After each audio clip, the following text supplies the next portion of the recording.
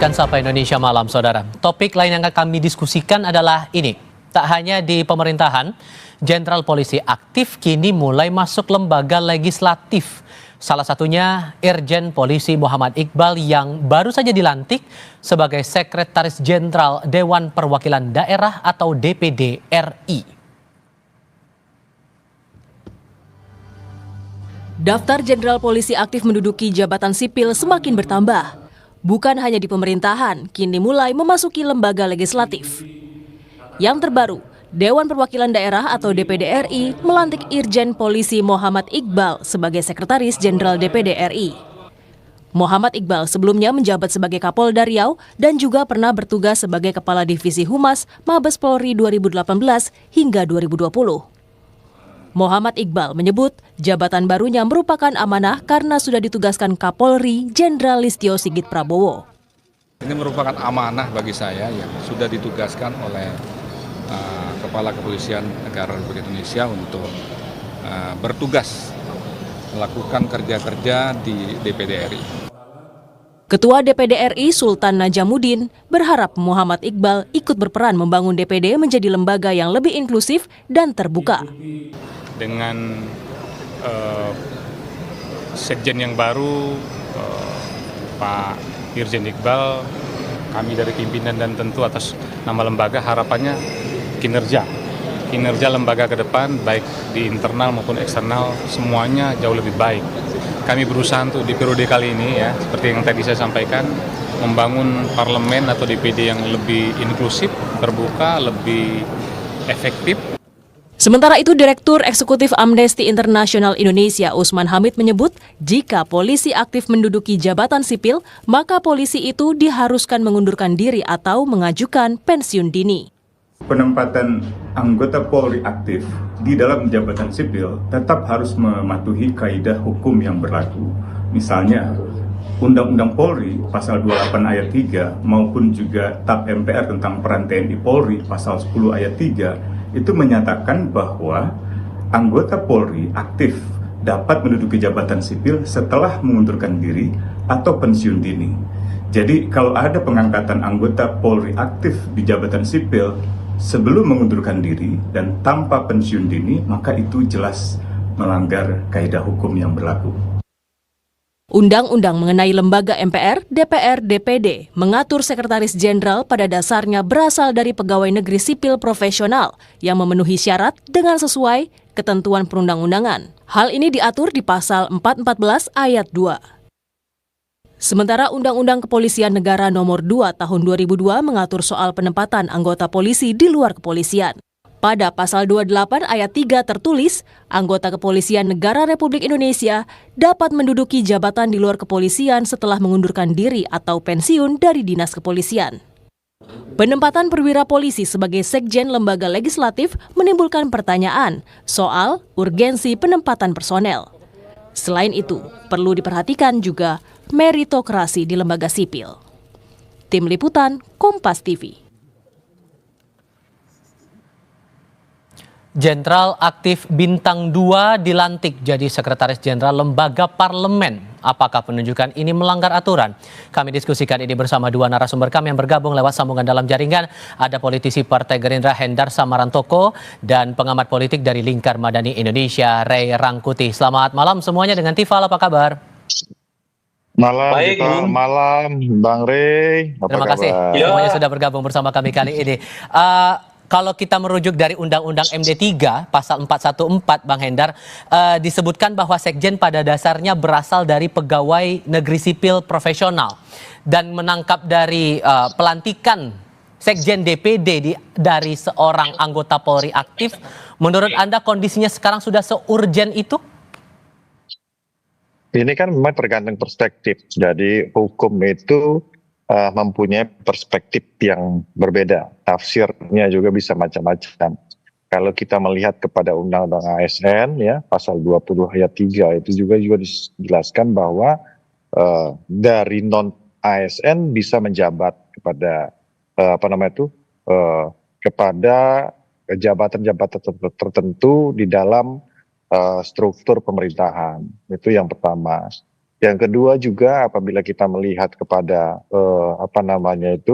dari internal kepolisian, ini sifatnya bukan mutasi, ini sifatnya adalah penugasan sesuai dengan surat telegram Kapolri ya tahun 2023. Kemudian juga yang ketiga, ini bukan merupakan sesuatu hal yang baru menurut saya, ya kan? Kita sama-sama tahu, ya kan? Bukan hanya 1-2 tahun, ini sudah berlangsung dan sudah menjadi seperti konsensus bersama bahwa penempatan pejabat-pejabat TNI maupun Polri, ya kan? Itu sesuatu hal ya kita bisa lihat. Dan jangan lupa juga contohnya di pilkada serentak kemarin, banyak sekali ya PLT kepala daerah itu dijabat oleh rekan-rekan saudara-saudara kita dari TNI dan Polri. Dan berikutnya juga ini juga harus didasarkan atas permintaan dari instansi yang berwenang yang terkait dengan hal tersebut. Nah, belum lagi kapasitas dan kapabilitasnya juga yang mungkin dianggap itu cukup untuk dalam hal tersebut. Ya kita boleh berbeda pendapat, tapi ternyata dalam prakteknya, dalam kita menafsirkan, kita boleh berbeda tafsir, tapi seolah-olah ini menjadi konsensus bersama bahwa hal tersebut adalah hal yang sangat-sangat biasa dan sudah dijalankan prakteknya bertahun-tahun dalam kita bernegara. Sorry saya potong di situ, tapi kita juga melihat dari Undang-Undang Polri, Bang, di pasal 28 diarahkan bahwa polisi bisa menjabat posisi di luar kepolisian setelah mengundurkan diri atau pensiun, sehingga harusnya Pak Iqbal ini harusnya mundur dulu dong baru dilantik. Apakah ada kekeliruan di sini? Ya. Nah, harus dilihat juga ini bentuknya mutasi atau bentuknya penugasan, kan begitu. Dia bukan mutasi, maka disinilah perbedaan tafsirnya. Jadi hukum itu seperti itu. Ini bentuknya penugasan, sehingga oleh karena itu dia tidak tidak wajib untuk mengundurkan diri. Ya, karena dia masih TNI aktif karena sifatnya penugasan. Cek tuh surat telegram Kapolri yang tahun 2023. Dan kemudian ini ya itu tadi, kenapa kita ribut-ributnya di zaman Pak Prabowo saja. Ini sudah terjadi di zaman Pak Jokowi juga selama beliau menjabat, kan gitu loh. Jadi bukan merupakan sesuatu hal yang baru, ini konsensus kita bersama. Tapi apapun juga ya, segala macam bentuk masukan, kritik yang membangun ya, yang membangun itu akan tentunya patut kita tampung, termasuk dari Bang Rey. Biasanya Bang Rey ini yang paling vokal masalah-masalah gini. Langsung saya tanya gitu. Apresiasi hal tersebut. Saya langsung kasih giliran ke Bung Rey. Kalau begitu Bung Rey, ini masalah persepsi saja. Masalah persepsi saja sebetulnya Bung Rey, dan harus dipastikan juga ini mutasi atau penugasan. Cukup beralasan tidak menurut Anda Bung Rey? Ya, ini bukan penafsiran. Apa yang ditafsirkan? Pasal-pasalnya jelas, aturannya jelas kan. Apalagi yang kurang dari pasal dan aturan. Semua udah jelas disebutkan di situ. Bahwa polisi dapat ditempatkan di jabatan non-kepolisian pada 11 lembaga instansi. Sifat dari penempatan polisi aktif di dalam 11 itu namanya penugasan. Karena sifatnya penugasan di 11 lagi-lagi ya tempat itu ya tidak perlu mengundurkan diri. Mereka tetap bisa sebagai perwira aktif untuk duduk di jabatan ya 11 lembaga ya seperti diatur di dalam undang-undang ASN kan. Pertanyaan muncul, bagaimana kalau polisi yang aktif bertugas di luar 11 lembaga yang dimaksud? Apa statusnya? Ya boleh-boleh aja, terserah polisinya. Cuman harus kena pasal 28 ayat 3. Bahwa polisi aktif yang bertugas ya atau menduduki jabatan posisi non kepolisian ya di luar 11 yang sudah ditentukan itu harus mundur. Terus mau ditafsirkan gimana lagi? Jadi mereka yang berada di di DPD ya, mereka yang berada di jabatan-jabatan lain yang tidak merupakan bagian dari 11 ya jabatan yang dinyatakan di dalam undang-undang harus mundur dengan sendirinya. Pilihannya cuma 2. Mundur dari polisi ya kan, atau kembali jadi polisi, mundur dari jabatan yang sekarang mereka emban. Kalau konteksnya, sorry saya potong Bang. Kalau konteksnya kita ambil masalah urgensi dari penempatan anggota Polri aktif sebagai Sekjen DPD ini, sempat disebut alasannya penempatan itu agar DPD lebih inklusif dan terbuka. Cukup beralasan tidak alasan itu? Dari mana cerita polisi bersifat inklusif? Inklusif itu teori politisi, ya, teori budayawan, teori masyarakat sipil. Polisi dan TNI itu dilatih untuk taat dan patuh pada komando. Jadi nggak ada istilah namanya mereka inklusif. Kalau udah komandonya begitu, ya jalankan begitu. Nggak ada lagi dialog-dialog gitu loh. Inklusivitas kok mintanya dari polisi dan tentara, ya nggak kena gitu loh. Oke, oke, Bung Hendar, kalau ada pandangan semacam ini, kita kan memikirkan untuk jangka berikutnya. Setelah dilantik, apabila kemudian akan ada pandangan berbeda lagi soal penempatan anggota Polri aktif sebagai Sekjen DPD, itu justru akan memunculkan masalah baru, bahkan bisa berpotensi berpengaruh juga pada kinerja DPD RI. Jadi, perspektif Anda untuk kedepannya, proyeksinya bakal gimana kalau masih ada perbedaan pandangan semacam ini? Ya, sekarang pertanyaan saya, ini satu kan bukan sesuatu hal yang baru, itu satu. Yang kedua, kalau kita lihat contoh ya, ada beberapa saya revisi dulu, saya klarifikasi dulu.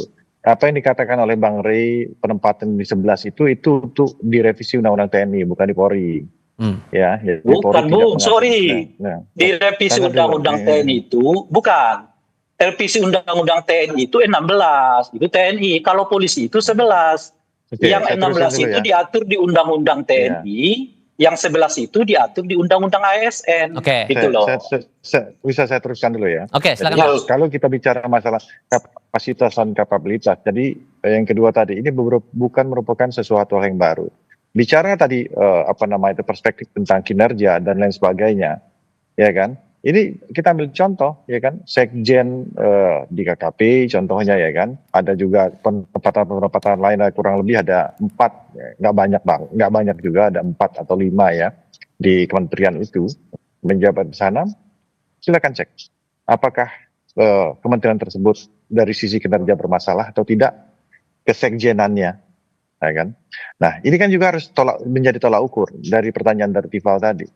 Apabila itu memang bermasalah, bisa kita revisi. Ternyata kan mereka perform karena mereka teman-teman di TNI maupun di Polri ini sudah biasa bekerja, ya kan, secara administratif, ya kan, mengatur tata kelola dan lain sebagainya, tanpa juga kita menyampaikan ASN-ASN yang lain, ya kan. Karena juga kan jumlahnya juga tidak signifikan sebagaimana yang dilihat. Jadi jangan juga karena 1, 2, 3 atau 4 kemudian dia mengaburkan peran teman-teman ASN yang lain. Tidak seperti itu juga. Gitu. Oke.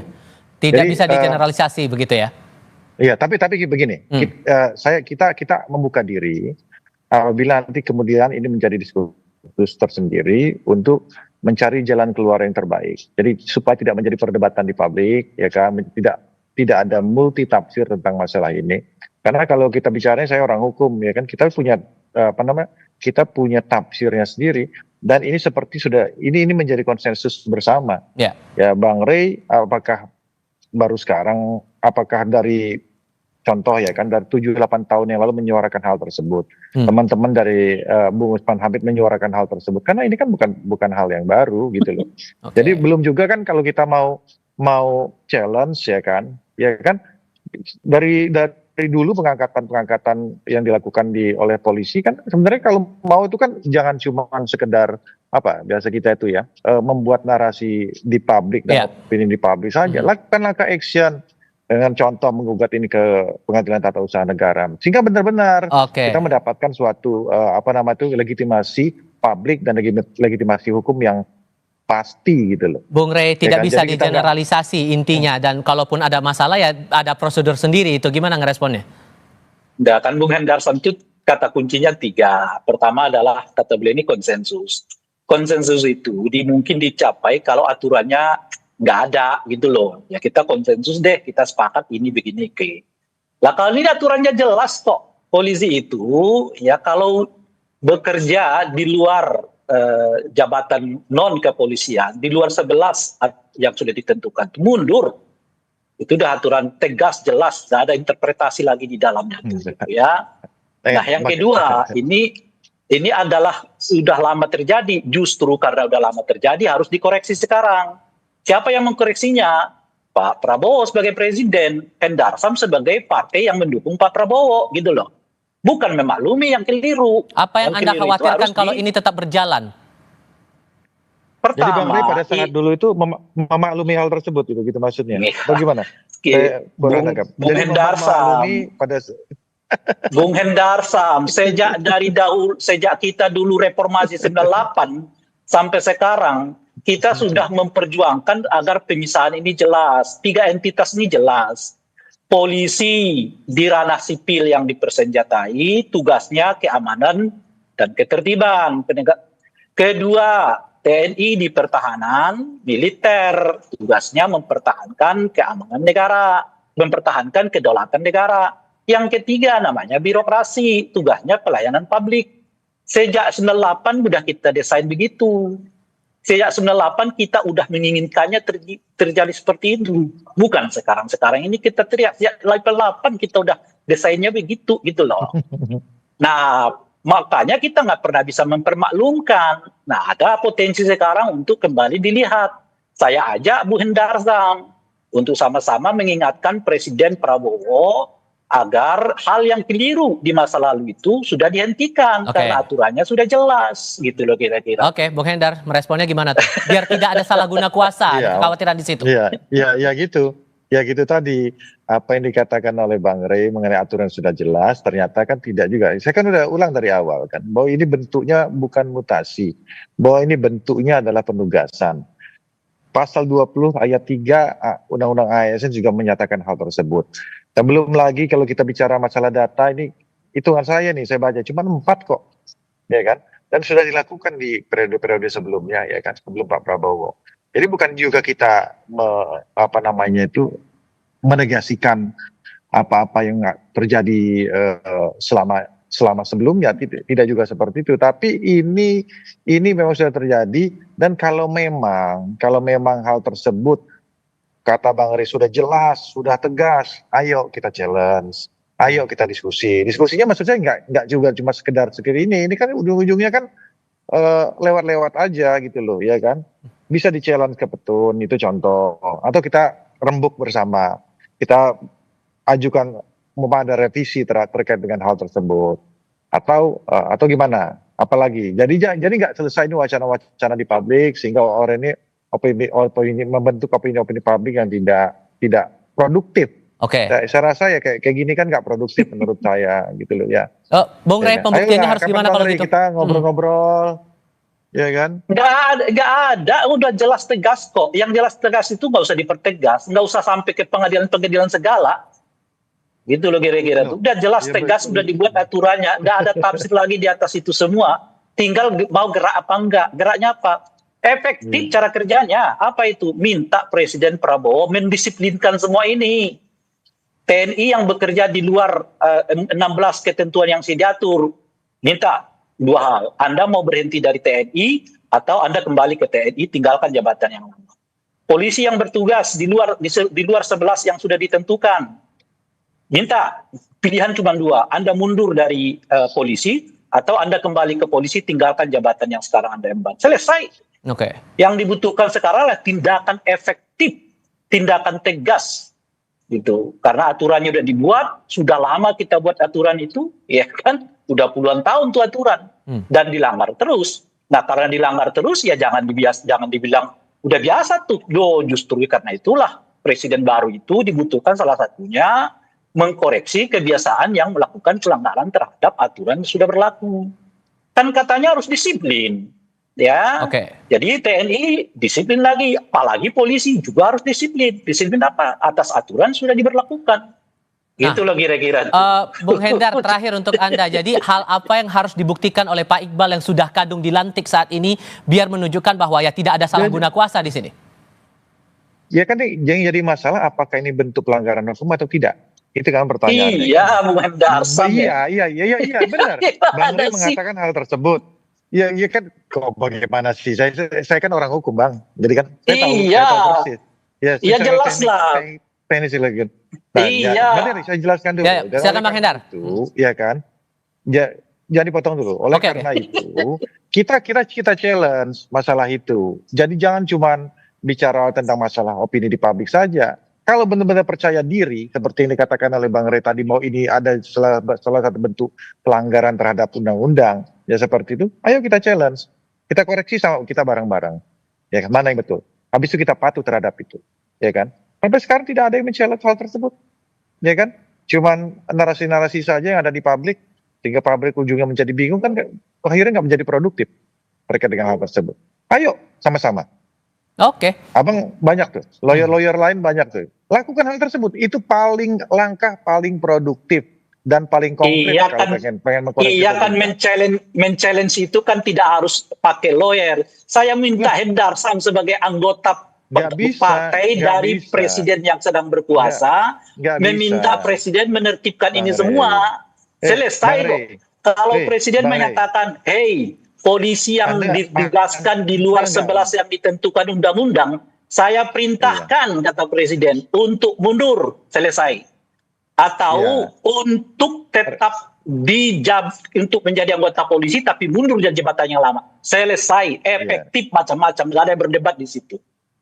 Iya, artinya kan Ray Rangkuti ingin atur-atur presiden. Artinya, Oke. Hendar Sam Baiklah. sebagai anggota Ray partai Rangkuti. politik dari presiden yang sedang berkuasa, Oke. tunjukkanlah kepedulianmu terhadap ya aturan Terhadap main apa? yang sudah baku.